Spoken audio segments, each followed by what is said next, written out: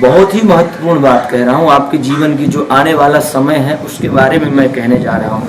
इसको ध्यान से सुनिएगा, पूरा वीडियो देखिएगा और इससे निश्चित रूप से आपके बहुत ही काम की चीज़ है। और सुनना। जय श्री कृष्ण, जय श्री राम।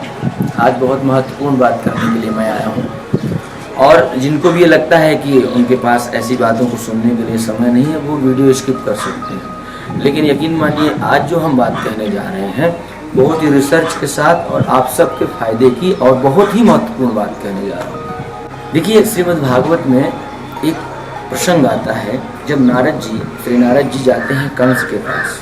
जब माता देवकी के प्रथम पुत्र पैदा होता है तो उसे वसुदेव जी लेकर जाते हैं कंस के पास। जैसा कि उन्होंने कहा था कि मैं जो भी संतान होगी राजन आपको समर्पित करूँगा। वसुदेव जी जब जाते हैं उस बालक को लेकर, तो उस बालक को देखता है वो, उसे दया आ जाती है कंस और कहता है कि इसको लेकर जाइए और इससे मुझे कोई खतरा नहीं है, मुझे 8वीं संतान दीजिए। तब श्री नारद जी को लगता है कि अगर ये पुण्य करने लगेगा तो भगवान का जो अवतार है वो लेट होगा, मतलब देरी होगी भगवान के अवतार में। तो श्री नारद जी जाते हैं, उसकी मति को घुमाते हैं। एक कमल का फूल लेके कहते हैं यहाँ से गिनो तो ये 8 आता है, यहाँ से गिनो तो ये 8 आता है।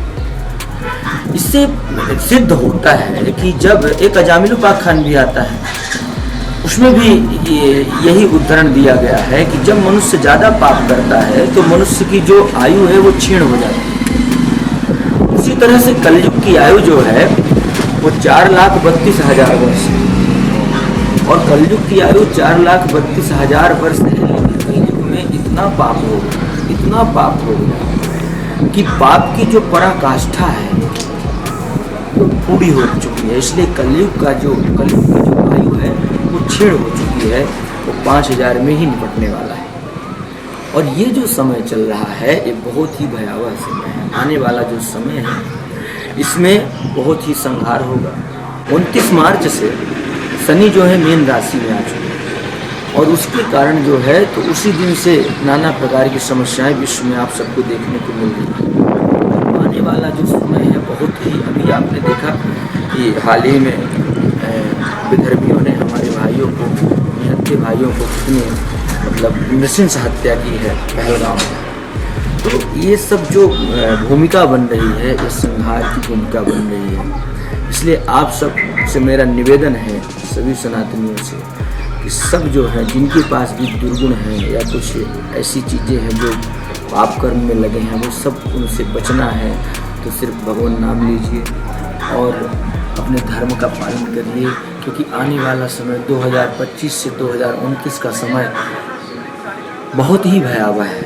इसलिए अपनी बचेंगे वही भगवान के भक्त हैं, जो भगवान नाम का भजन करते हैं वही बचेंगे, बाकी सभी का संहार होना सुनिश्चित है।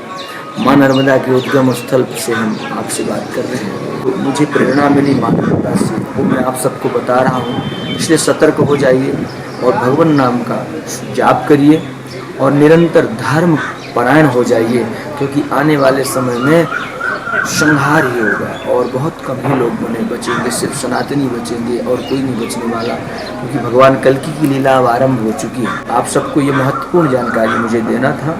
आप सभी की भगवान रक्षा करें। सभी को प्रणाम। जय श्री कृष्ण, जय श्री राम।